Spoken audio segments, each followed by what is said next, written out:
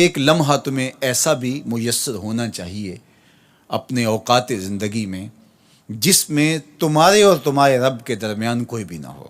وَتَبَتَّلْ إِلَيْهِ تَبْتِيلًا، سب سے کٹ کے الگ تھلگ ہو کے بالکل یکسوئی کے ساتھ تم اپنی زندگی کے وہ لمحے اپنے رب کے ساتھ جوڑ دو.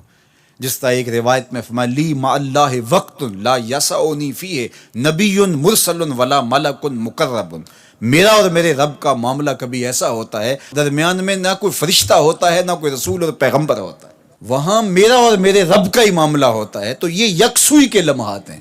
تو ہمیں بھی حضور علیہ الصلوۃ والسلام کے سینے سے نور لے کے اپنی زندگی میں کچھ ایسے اوقات مقرر کرنے چاہیے. اور وہ بہترین وقت میرے رب نے خود بیان فرمایا ناشئۃ اللیل ہے، وہ سحری کا وقت ہے، وہ رات کے لمحے ہیں، وہ پچھلے پہر کی مبارک گھڑیاں ہیں جب رحمتیں چھم چھم اتر رہی ہوتی ہیں اور اللہ کی رحمتیں بندے کا استقبال کر رہی ہوتی ہیں.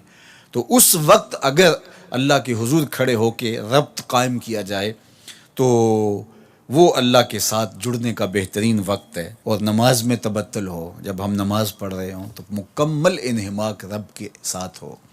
سیدنا علی المرتضیٰ رضی اللہ تعالیٰ عنہ کے بدن میں تیر لگا ہے اور وہ نماز میں مصروف ہیں اور تیر نکال لیا جاتا ہے. جب سلام پھرتا ہے تو پھر آپ کو پتہ چلتا ہے کہ یہ تو جو ہے وہ تیر تھا جو نکال لیا گیا.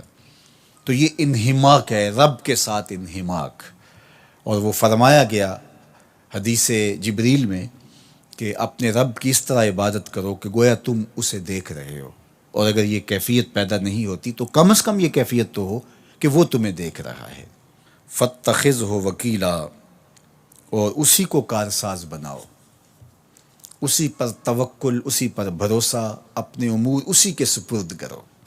جب اپنے امور اپنے رب کے سپرد کرنے کا مزاج پیدا ہو جاتا ہے زندگی سوکھی ہو جاتی ہے. تدبیر کریں، اس کے لیے حکمت عملی ضرور آپ وضع کریں، لیکن کچھ کام کر کے اللہ پہ چھوڑ دیں. اگر توکل بھی یہی ہے کہ آپ گھٹنا بھی باندھیں اور سپرد اللہ کے کر دیں، اسی کی طرف سے کام ہوتے ہیں اور وہی کارساز حقیقی ہے.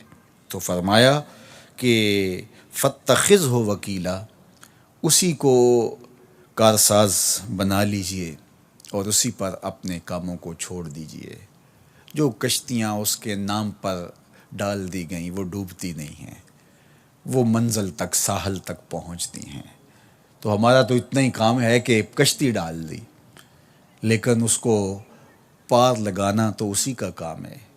تو اسی لیے ہم سواری پر بیٹھتے ہوئے کہتے ہیں کہ مالک اس کو مسخر تو نے ہی کیا ہے ہمارے لیے، ہمارے میں طاقت تو نہیں تھی کہ اس کو مسخر کر سکتے. تو یہ اس کے کرم سے ہوتا ہے. تو وہ اگر چاہے تو کوئی مشکل نہیں ہوتی.